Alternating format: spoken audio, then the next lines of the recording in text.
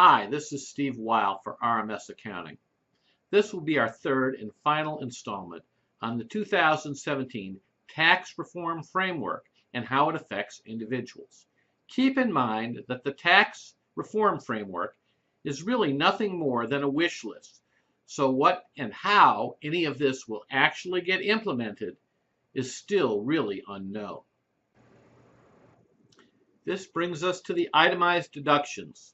The framework foresees the elimination of most itemized deductions, and while it leaves intact mortgage interest and charitable deduction, this may not mean much due to the larger standard deduction, as these remain only when itemizing for many without real estate taxes, state and local taxes, medical and medical insurance, business and related deductions. It will be much more difficult to exceed the new standard deduction amounts of $24,000 for married couples and $12,000 for everyone else. The framework seeks to retain benefits that encourage work, higher education, retirement security, but encourages the simplification of these benefits. Sounds good, right? But with lower tax rates, these benefits may become worth less.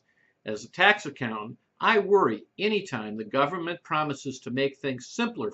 The framework also seeks to repeal numerous other exemptions, deductions, and credits that are currently included in the tax code to make the system simpler and fairer. But this sounds like a nice way of saying taking away some tax benefits and increasing the net tax collected.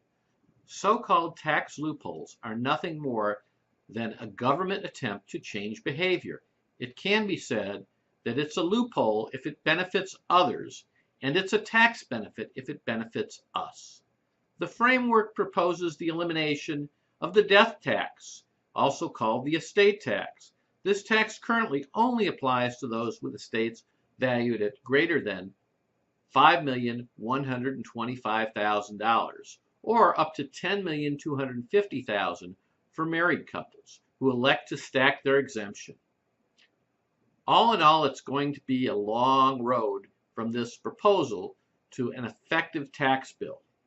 But one thing you can rely on is that here at RMS Accounting, we will be keeping close track of just what is happening so that we can assist you in making the changes necessary to get the most from whatever is enacted. This is Steve Weil for RMS Accounting.